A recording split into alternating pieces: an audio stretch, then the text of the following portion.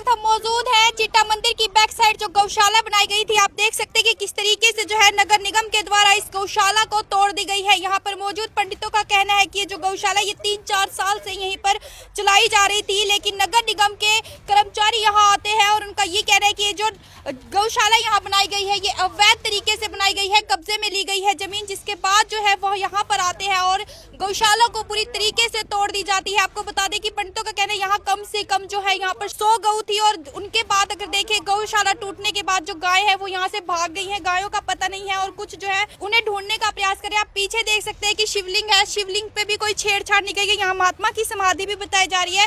पंडितों का कहना है कि अगर ये वैध नहीं है या वैध बताई जा रही है तो यहाँ पर जो है इसका उद्घाटन हुआ था, तो उद्घाटन के समय जो यहाँ पर MLA घनश्याम दास अरोड़ा है वो यहाँ पर मौजूद थे। उन्होंने खुद जो है गायों को चारा डाला था। तो ऐसे में नगर निगम किस तरीके से कह सकती है कि ये अवैध तरीके से यहाँ पर गौशाला चलाई जा रही थी।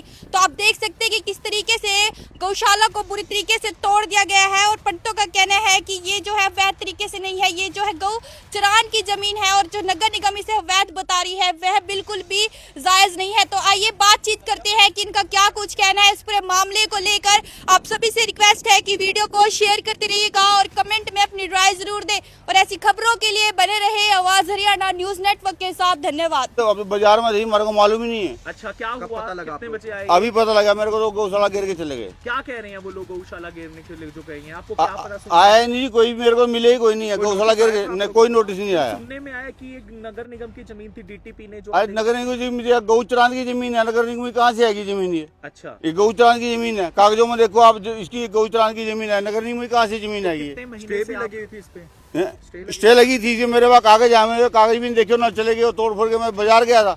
अच्छा, तो यहाँ पर कितनी गौ माता रहती थी?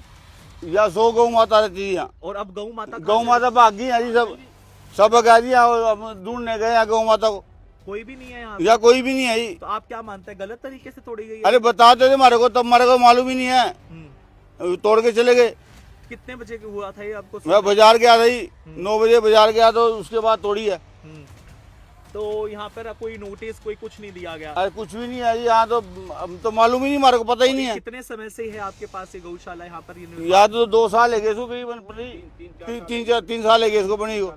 तो ये मंदिर में इसका जो है यूज किया जाता था गौ के दूध अरे का? मंदिर में ये यहाँ गऊ रहती थी, कच्चे में गऊ घूमती थी और हमने क्या करना था, हमको ये थोड़ा ले था करके। तो आप गलत मानते हैं कार्रवाई करी है नगर निगम ने? अरे सारे गलत करा, कितना पैसा लगा था, भक्तों ने पैसा दिया है, भक्तों से पैसा इकट्ठा कर था सारा।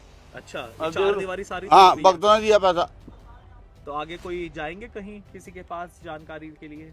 अब जाएंगे ये वकील के पास जाएंगे। तो सर आगे क्या कार्रवाई चाहते हैं आप? आगे ये कर क्या दिया उन्होंने, मैं ये समझ नहीं आया क्या कर दिया। अच्छा, तो MLA साहब आए थे? हाँ, मुर्द करा, देखो आप आपके सामने फोटो लगी है जी। अब वो घास घेरा गए, घास डाला गए अच्छा। और मुर्द करा गए हैं। मुहूर्त करके गए हाँ। हैं। तो क्या कुछ MLA साहब के पास भी जाएंगे इस तरीके का बात लेके? तो अब जाएंगे जी हमारे पास। अब तो हमारे को मालूम ही नहीं है क्या हुआ, हम तो आया कर देखा तो टूटा पड़ा, हमारे को पता ही नहीं है।